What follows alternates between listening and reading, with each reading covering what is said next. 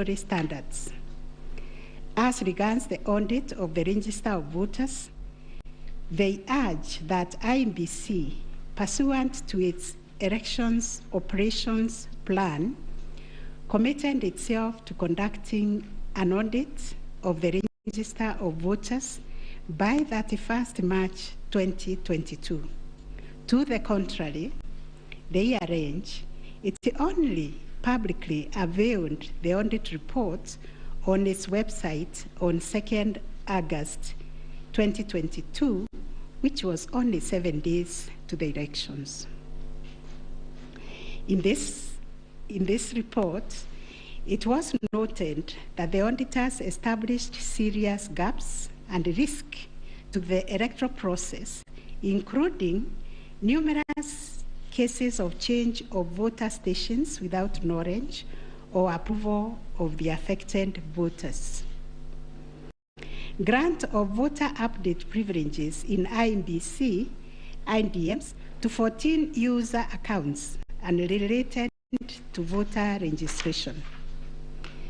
Reducing the accountability of user activities in the Register of Voters.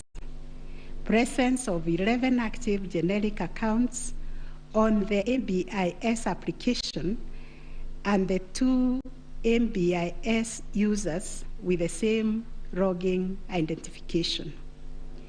Risking unauthorized system users, possible interference, change of particulars or deactivation of voters in the system. IEBC's failure to set up access, decertification, and user activity review process. And IEBC was also arranged to have failed to respond to requests by auditors for crucial information. On the integrity of the technology deployed, it was the case for the 7th petitioner that in order to comply with Article 86 of the Constitution and Section 44 of the Elections Act, the technology deployed must be simple, accurate, verifiable, secure, accountable, and transparent. On the simplicity of technology, the 7th petitioner contends that the KIMS kits failed the tests as they were not easily usable by ordinary citizens without expert knowledge. They further assert that IEBC was expected to procure and put in place a technology necessary for the conduct of the general election at least 120 days before the election and ensure consultation with the relevant agencies, institutions, and stakeholders. Furthermore, the petitioners arranged that IEBC violated its constitutional duty by delegating the design, implementation, and conduct of the KIMS components of the election to a foreign company, Smartmatic International Holdings, BV. As a result, IEBC staff and the public did not have full comprehension of the KIMS components.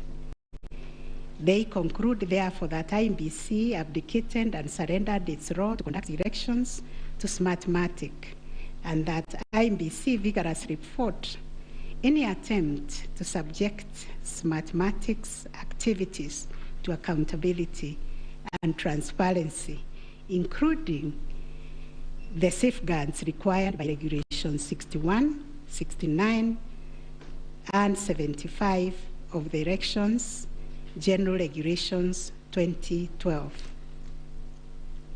In response, IEBC has submitted that the electoral system met the constitutional threshold, that all the necessary information was accessed only by the authorized persons. The information was accurate, complete, and protected from malicious modification, either by authorized or unauthorized persons. IEBC maintained an audit trail on activities related to information, and that the information was available and could be authenticated through the use of various security features. In further response, IEBC contended that they engaged KPMG on 7th April 2022 to conduct an audit of the register of voters, which was submitted on 18th June 2022. In addition, it issued a briefing on the report on 20th June 2022, summarizing the thematic areas therein and disclosing its findings as well as actions taken to remedy the issues identified. It also conducted its annual audit in compliance with Regulations 11 and 12 of the Election Technology Regulations 2017 and a certification of compliance issued to it on 3rd August 2022.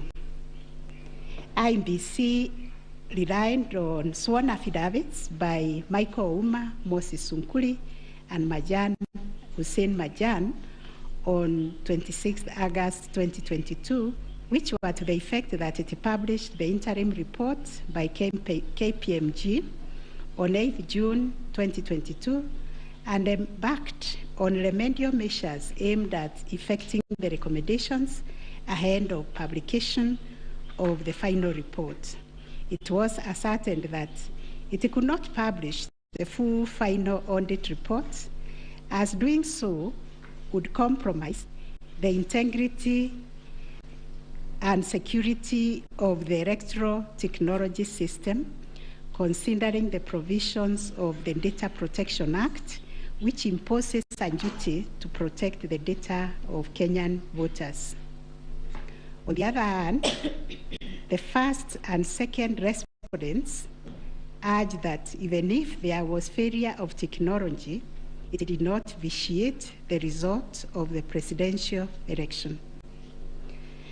Upon considering all the pleading submissions and the ICT scrutiny and inspection tallying and recount report, which fully examined the IEBC's result transmission system, RTS, we are not persuaded by the allegation that the technology deployed by IEBC failed the standard of Article 86A of the Constitution on integrity, verifiability, security, and transparency for the following reasons. One, whereas it is true that the KIMS kit failed in 235 polling stations, 86,889 voters were granted the right to vote manually, and the requisite forms 32A were duly filed. This happened successfully in Kibwezi West constituency and parts of Kakamega County. Two, while the audit report was released to the public 7 days before the 9th August election, the register of voters was used at the election without any apparent anomalies. Three, Smartmatic was procured to provide the necessary technological infrastructure, as IEBC did not have the capacity to do so. No credible evidence meeting the requisite standard of proof of access to the system by unauthorized persons was adduced by the petitioners. The scrutiny report prepared by the Registrar of this Court did not reveal any security breaches of the IEBC's RTS. IEBC successfully deployed a biometric voter register system which captures unique features of a voter's facial image, fingerprints, and civil data to register and update voter details across the country and also in the diaspora. The BVR captures a voter's facial image, fingerprints, and civil data, which features are unique to each of the voter. In compliance with Section 6A of the Elections Act 2011, IEBC opened the register of voters for verification of biometric data by members of the public for a period of 30 days. Thereafter, the register was revised to address issues arising from the verification exercise. KPMG then audited the register, and we are satisfied that the inconsistencies and inaccuracies identified during the audit were somewhat successfully addressed. The second issue was whether there was interference with the uploading and transmission of Forms 34A from the polling station to the IEBC public portal. The first petitioner arranged staging that a person who had access to the RTS intercepted, detained, or stored Forms 34A temporarily to convert or manipulate it before uploading it on IEBC's public portal. It is arranged also on 11th August 2022, IEBC dumped over 11,000 Forms 34A on the public portal between 11 to 11:09 hours. To rebut this allegation, IEBC and its chairperson, in their response dated 26th August 2022, denied staging and unauthorized intrusion of the RTS. In that regard, they urged that every image of Form 34A was uploaded immediately after the transmittal of results. The form was received as evidence by the timestamp. Similarly, the first respondent denied these allegations. Our finding: 1, no credible evidence was presented to prove that anyone accessed the RTS to intercept, detain, or store Forms 34A temporarily before they were uploaded to the public portal. The allegation that 11,000 Forms 34A were affected by staging was similarly not proved.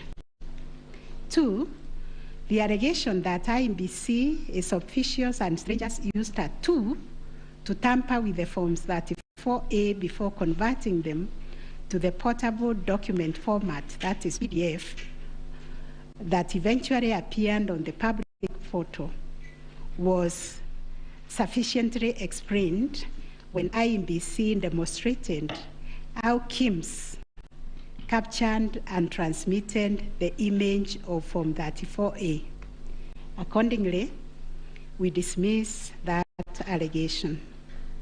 3, during the ICT scrutiny, it turned out that the transmission logs produced in the affidavit of Justice Nyangaya were of no probative value. The registrar's report shows that the original Forms 34A from the contestant polling stations, which were allegedly intercepted, were exactly the same as those on the public portal, and the certified copies that were presented to this court pursuant to the provisions of Section 12 of this Supreme Court Act 2011. 4, regarding the allegation that the integrity of the public portal was compromised, this was disproved by evidence of consistent attributes such as unique timestamps, uniform PDF conversions at the polling stations, correct polling station mapping, and consistent KIMS reporting from verification to transmission of results. 6, The RTS was configured on a virtual platform network, VPN, and the SIM cards locked to a specific polling station. The server was also configured to accept results only from authorized and properly mapped KIMS kits. In our view, the petitioners failed to produce credible evidence to the contrary. 7, a review of some of the logs presented as evidence of staging showed that they were either from logs arising from the 2017 presidential election or were outright forgeries. In our considered view, there was no evidence of a man-in-the-middle server configured to the IEBC's VPN network, and no evidence was produced to show that the chairperson of IEBC and staff were part of the arranged conspiracy to stage the transmission process. 9, whether there was a difference between Forms 34A uploaded on the IEBC public portal and the Forms 34A received at the National Tallying Center and Forms 34A issued to the agents at the polling stations. On this issue, the first petitioner's case was that there was deliberate manipulation and tampering with Forms 34A, as demonstrated in the affidavits, to the effect that votes were being deducted from the first petitioner and being added to the first respondent.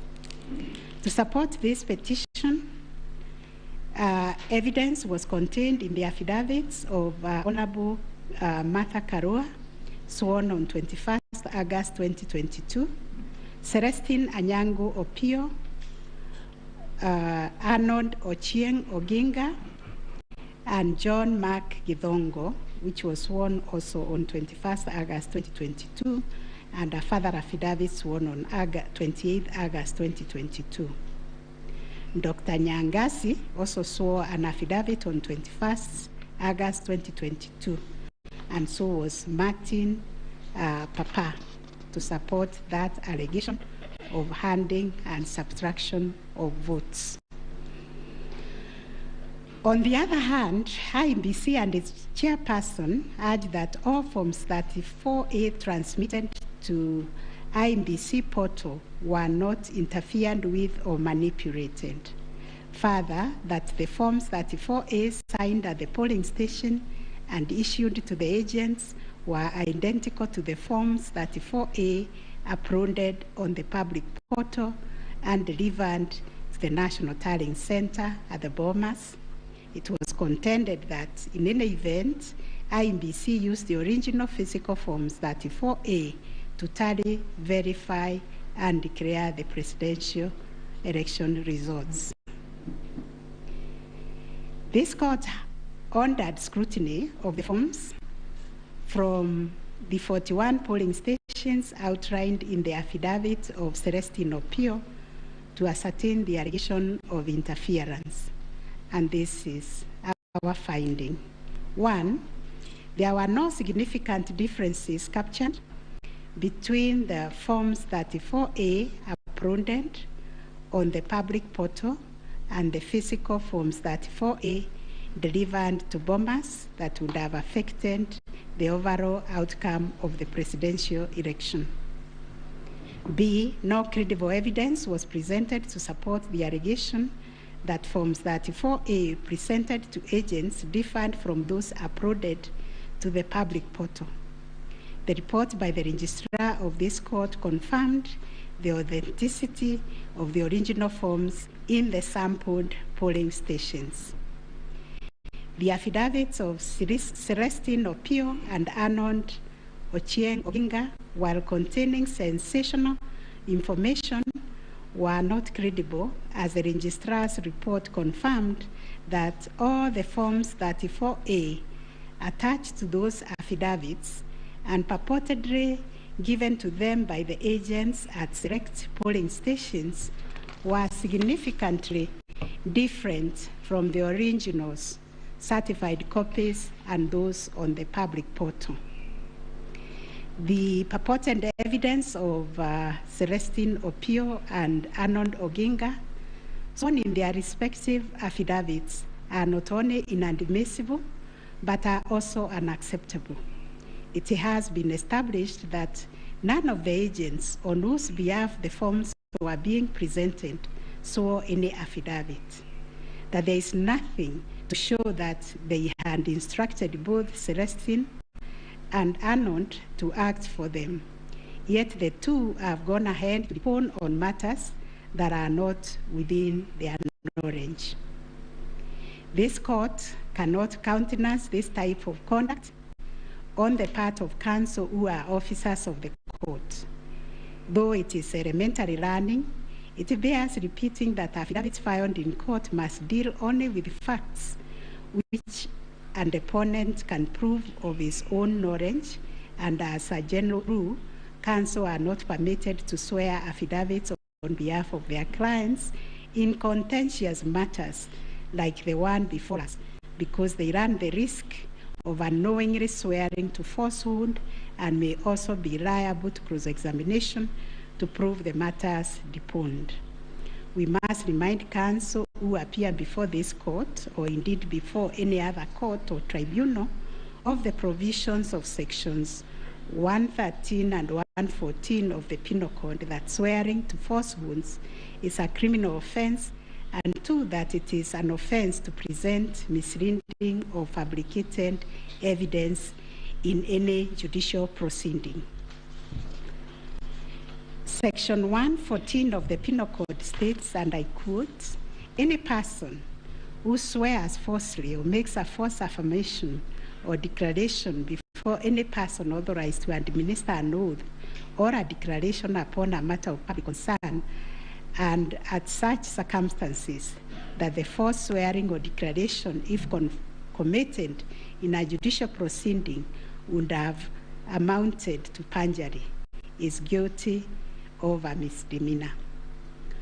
One of the most serious losses an advocate may ever suffer is the loss of trust by judges for a long time.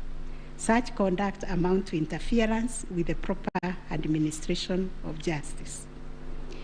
The contents of the affidavit of John Mark Githongo, which may contain forgeries, are also dismissed for not meeting the evidential threshold. Those averments contain no more than incredible and hearsay evidence. No admissible evidence was presented to prove the allegation that Forms 34A were fraudulently altered by a group situated in Karen under the direction of persons named in the affidavit, and video clip attached to it. As a matter of fact, these two affidavits amount to double hearsay and incapable of being proved at each of the rears. We turn to Form 34A for Gacharago Primary School, which was sensationally presented by Madam Judy Soweto, advocate, to show that one Jose Camango accessed the RTS and interfered with the result contained therein.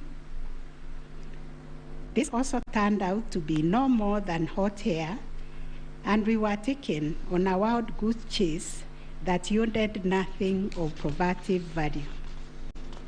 The KIMS kit relating to Songonyo Primary School, which bore the same serial number with another, was admitted by IBC as an inadvertent manufacturer's error. We are also satisfied that the two kits and other identifying features that were markedly different, including the timestamps and polling code, and therefore nothing turns on this anomaly. Therefore, to the question whether there was a difference between Forms 34A uploaded on the IBC public portal and those received at the National Tallying Center and those issued to the candidates' agents at the polling station, we have found none. issue number 4 on whether the postponement of gubernatorial elections in Kakamega and Mombasa counties, parliamentary elections in Kitui, Rural, Kachiriba, Rongai and Pokot South constituencies, and electoral ones in Nyaki West, in North Imenti constituency, and Koanjenga in Embakasi South constituency, resulted in voter suppression to the detriment of the petitioners, and especially in petition number 5 of 2022. It is common knowledge that IEBC postponed elections for various seats during the general elections of 9th August 2022 due to mix-up of ballot papers in the above-named electoral units. It is the combined case of the first and second petitioners that, in terms of Articles 136, 2A, 177, 1, and 181, as read with Article 1 of the Constitution, the chairperson of IEBC had no jurisdiction to postpone elections in those areas.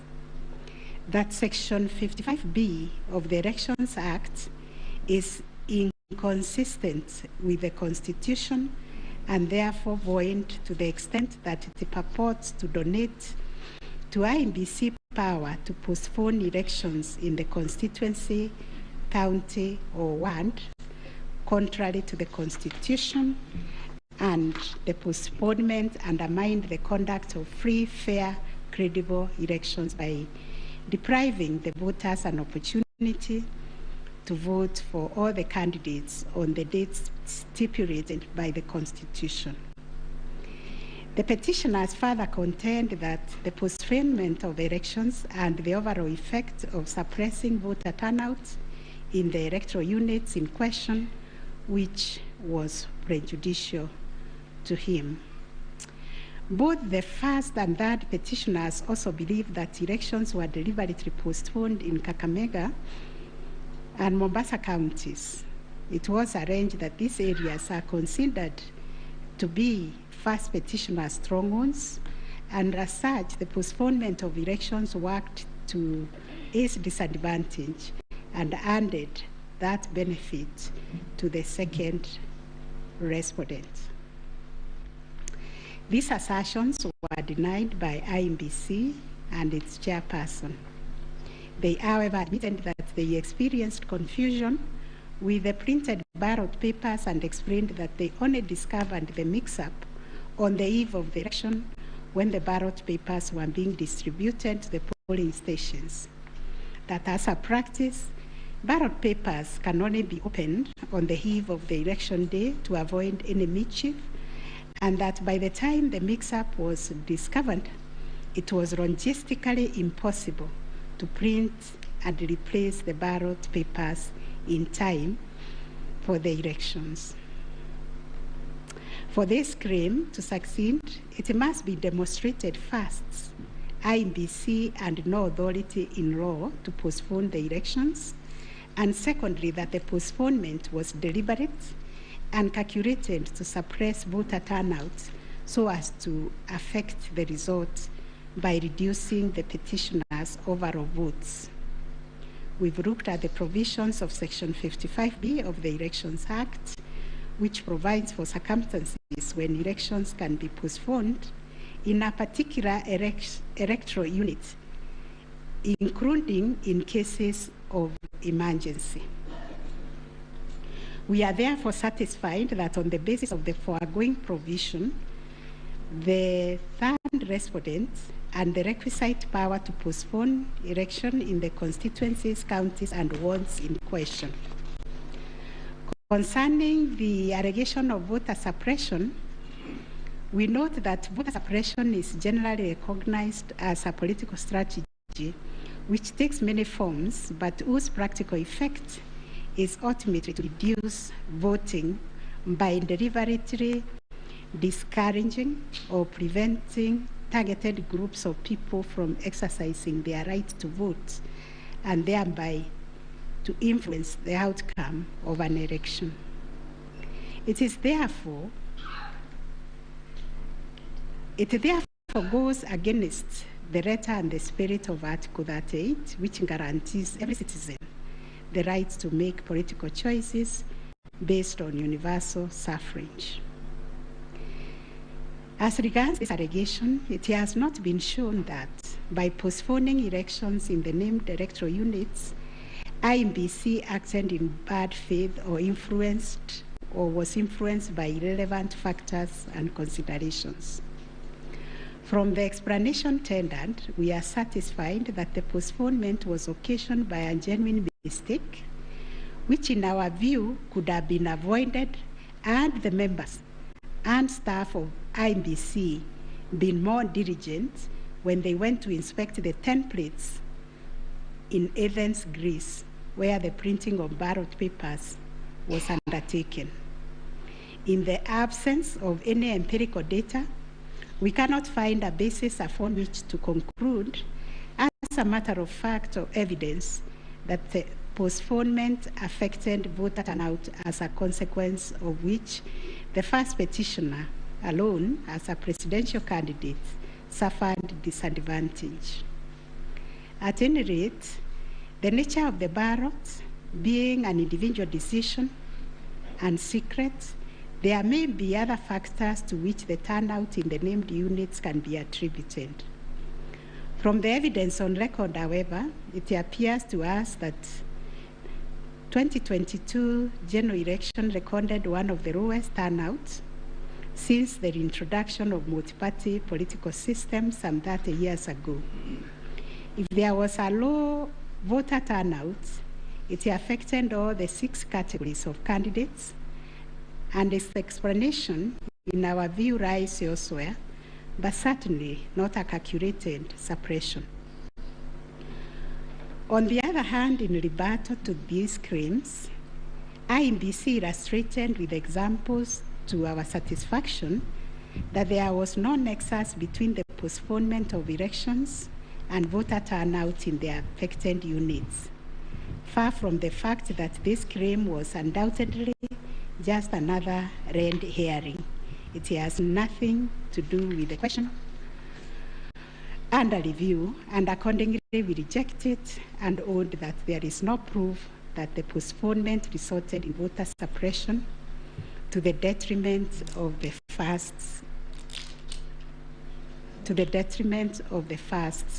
petitioner. Whether there were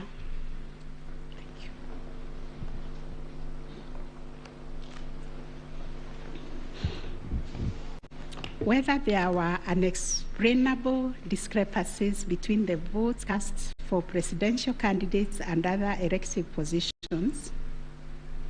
Issue number 5.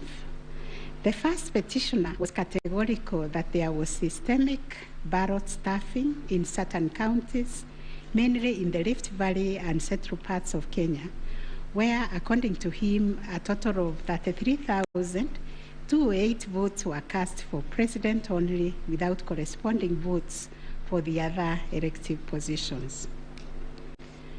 On the part of IEBC and the chairperson, while acknowledging that indeed in some instances there was vote differential between those cast for president and for other positions, but maintained that they were insignificant, and those instances related to votes by prisoners and citizens in the diaspora who only vote for the president but did not take part in other elective positions.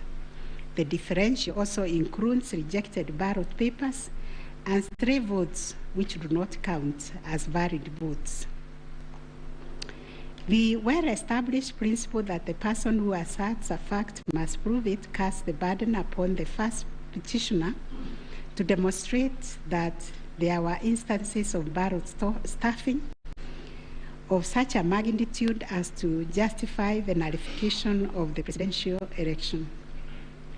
Ballot stuffing, which is an illegal addition of extra ballots, is a type of electoral fraud aimed at swinging the results of an election towards a particular direction. Not a single document has been presented by the first petitioner to prove systemic ballot stuffing. A figure of that 3,208 votes relied on in this claim is based on unproven hypothesis that since the number of votes cast for the president is higher than those for other positions, then without more, it must follow that there was fraud. We find that fraud is a serious criminal offense, and it must be proved beyond reasonable doubt under Section 5N of the Election Offences Act. It is indeed an offense for a person to vote more than once in any election. IEBC has provided a plausible explanation for the vote differential, citing categories of voters who only vote for the president, such as prisoners and Kenyans in the diaspora. There were an insignificant number of stray votes whose combined effect cannot justify nullification of the election. Finally, on this point, a general election in Kenya comprises of 6 different separate elections held concurrently on the same day. Such elections are held by secret ballots, and one cannot predetermine the voter turnout or how voters will vote in each election. None of the parties has flagged anything so significant that it would have affected the outcome of the presidential election vis-a-vis the other 5 elections held on the same day. We find, therefore, there were no unexplainable discrepancies between the votes cast for the presidential candidates and other elective positions. On issue number 6, whether IEBC carried out the verification, tallying, and declaration of results in accordance with Article 138, 3C, and 138.10 of the Constitution. This issue arises from the printings in all the petitions as consolidated. Based on the said printings, the affidavits sworn in support thereof, and the written and oral submissions by parties, two viewpoints regarding the meaning, scope, and application of Article 138.3c. They submit that the language of Article 138.3c does not envisage a situation where the chairperson can arrogate to himself unfettered authority to verify and tally the results at the National Tallying Center without involving the other commissioners. Such action, they contend, would not only be unconstitutional, but would be sufficient ground without more to nullify an election of a president-elect. In support of their argument, the petitioner cites the Court of Appeal decision in IEBC versus Maina Kiai and 5 others as affirmed by this court in the case of Raila 2017. The petitioners further submit that Regulation 87.3 of the Election General Regulations is unconstitutional to the extent that it purports to vest the power of verification and tallying in the chairperson of IEBC.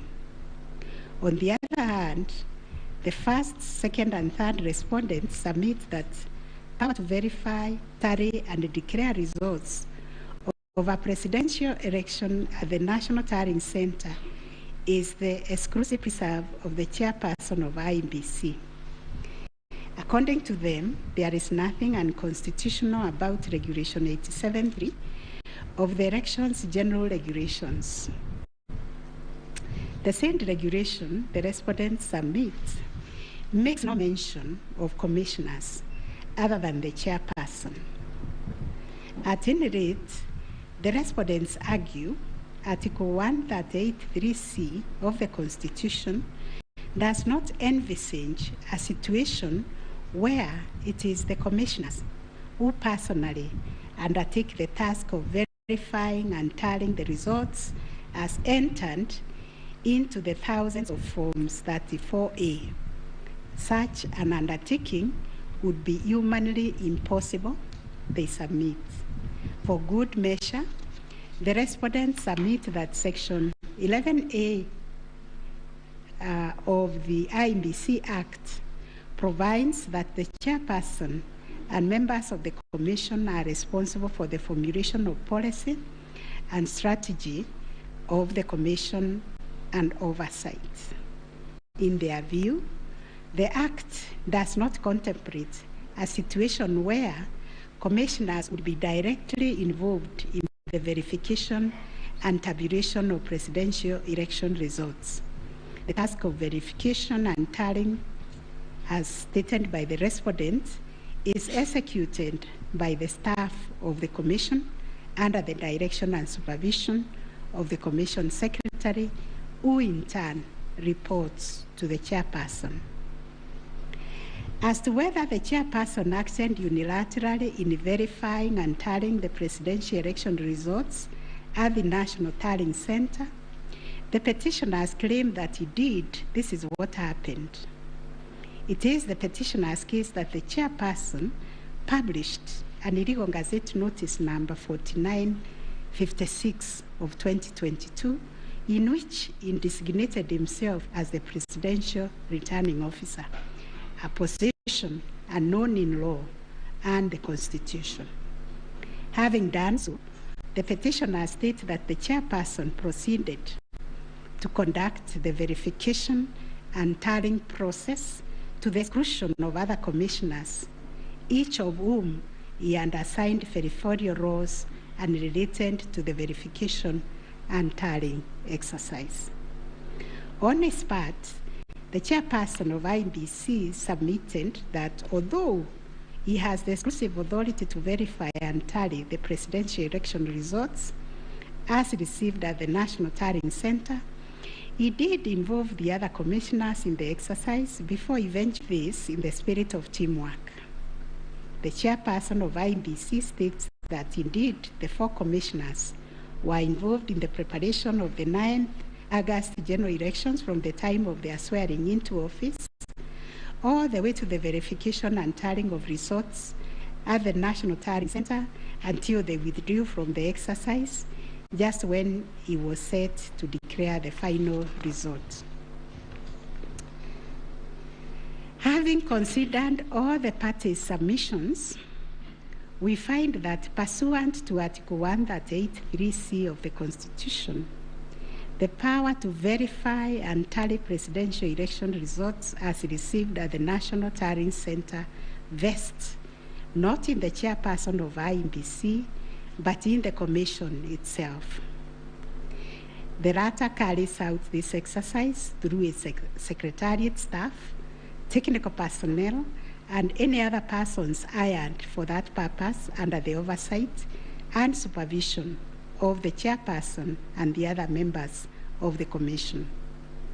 In line with this court's decision in Raila Amolo Odinga versus another versus IEBC and 2 others, as reported in 2017 Kenya Law Report, popularly known as Raila 2017, and the Court of Appeal decision in IEBC versus Maina Kiai, we also find that the chairperson cannot arrogate to himself the power to verify and tally the results of a presidential election to the exclusion of other members of the Commission. Indeed, Article 138(10) of the Constitution, although the power to declare the result of a presidential election after verification and tallying is vested in the chairperson, he does so only as a delegate of the Commission. Consequently, to the extent that Regulation 87(3) of the Elections General Regulation purports to vest the power of verifying and tallying presidential election results as received at the National Tallying Center solely on the chairperson to the exclusion of other members of the Commission, the same is contrary to and inconsistent with the provisions of the Constitution. That said, We, however, take cognizance of the fact that the 4th, 5th, 6th, and 7th respondents, referred to as the 4 commissioners, actively participated in the verification and tallying exercise from the beginning up to and until just before the declaration of the results by the chairperson. They took turns announcing the results as verified and tallied, and were present and active during the actual verification and tallying at Bomas. An example is when one of them, Justus Nyangaya, stood on the podium to announce to the public results and also announced an adjustment that had been occasioned by errors of tabulation. The events of 15th August 2022, therefore, came as a surprise. As the public waited for the chairperson of IEBC to declare the final result, sporadic violence broke out at Bomas. The violence swiftly was contained by the security forces, but there was unexpected drama as 2 different factions of the commission began to emerge. Kenyans found themselves watching an appalling split-screen scenario on their television sets. On one part of the screen was the chairperson reading himself to declare the results in accordance with Article 138(10) of the Constitution. On the other part of the screen were the 4 commissioners on the runs of the Serena Hotel, Nairobi, from where they announced that they would not own the results that were soon to be declared by their chairperson. The 4 commissioners informed the public of their rejection of the yet-to-be-announced results, terming them opaque, due to the manner in which the chairperson had been conducting the verification and tallying exercise. In his affidavit dated 25th August 2022, Justus Nyangaya averred that the chairperson's actions during the tallying and verification exercise at Bomas made it difficult to ascertain the total number of votes cast and the actual number of votes attained by each candidate, so as to enable him authoritatively state the commission and declared accurate results. All the petitioners have anchored their arguments for the nullification of the 9th August presidential election in Taharia on the walkout from the Bomas by the 4 commissioners. They contend that by rejecting IEBC's results on grounds of opaqueness of the verification and tallying process, they called into question the credibility of the entire election. They further submitted that being in the majority out of the 7-member commission, their view should prevail and the election should be nullified. It is the petitioner's argument, therefore, that a dysfunctional commission cannot deliver a credible election. We note that apart from their 11th hour denunciation of the verification and tallying process and their averments regarding the conduct of the chairperson, the 4 commissioners have not placed before this court any information or document showing that the elections were either compromised or that the result would have substantially differed from that declared by the chairperson. Critically, they have not explained why they participated in a verification process when they knew that it was opaque up until the last minute. Indeed, at the Serena Hotel press briefing, the 4 commissioners acknowledged that thus far the entire election had been managed, the details of which remain scanty and contradictory between the chairperson of the commission and some of its members. In the absence of any evidence of violation of the Constitution and our electoral laws, how can we upset an election in which the people participate and without hindrance, as they made their political choices pursuant to Article 38 of the Constitution. To do this would be tantamount to subjecting the sovereign will of the Kenyan people to the quorum antics of IEBC.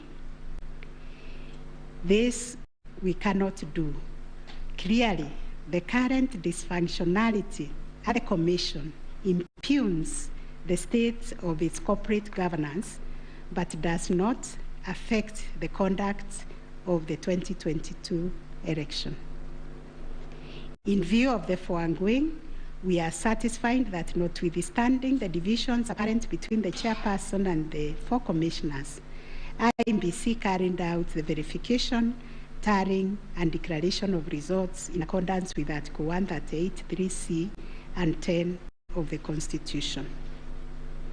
Issue number 7, whether the declared President-elect attained 50+1 of all the votes cast in accordance with Article 138 of the Constitution.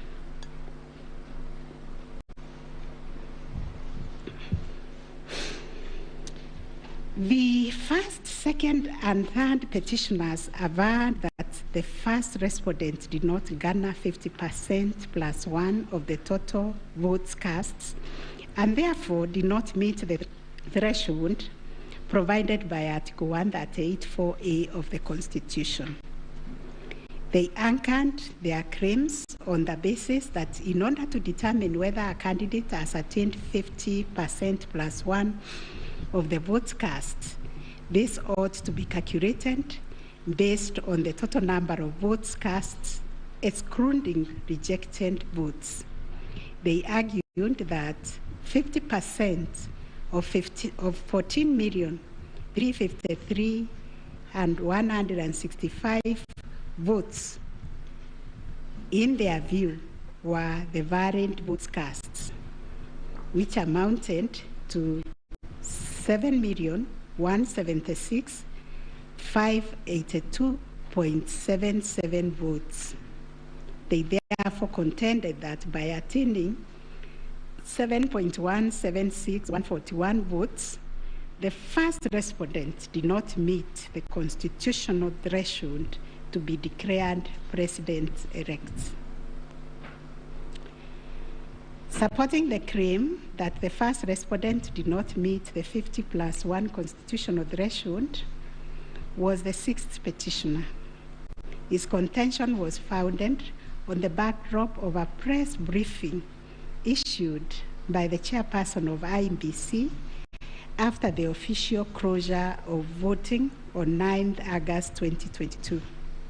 According to the 6th petitioner, the chairperson of IEBC announced that the voter turnout was 65.4% of the total number of registered votes based on the verification of the KIEMS kits which were functional during the process of voting.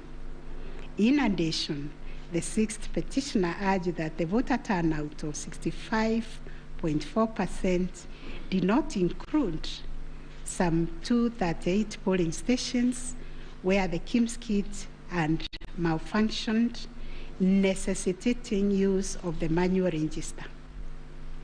It was therefore urged that the minimum number of votes cast could not be less than 14,466,779. Additionally, that this number was bound to increase once the number of votes from the areas that used the manual register were included. The 6th petitioner further claimed that a summation of the minimum number of votes cast and untallied manual votes would represent the actual voter turnout.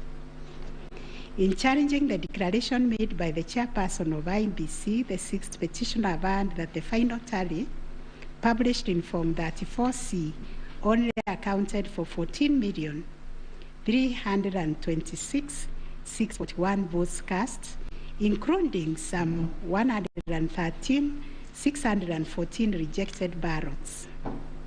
The The sixth petitioner contended that this tally did not factor in some 140,138 votes cast using the manual register.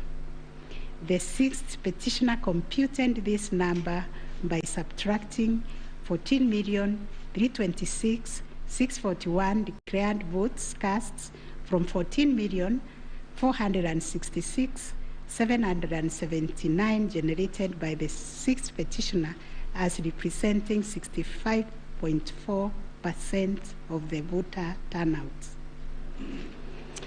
Referring to the tallies in Form 34C, the sixth petitioner summed the number of votes cast for each candidate as follows. Raila Odinga, 6,942,193. William Ruto, 7,176,141.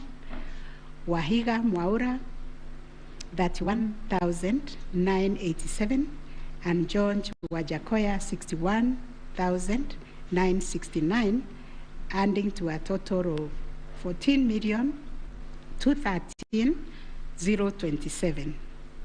He then added 140,138,000 arranged to be entered in the votes, and this yielded a total of 14,353,165 total valid votes, which the sixth petitioner used to compute the percentages garnered by each candidate as follows. William Ruto, according to him, garnered 49.9%.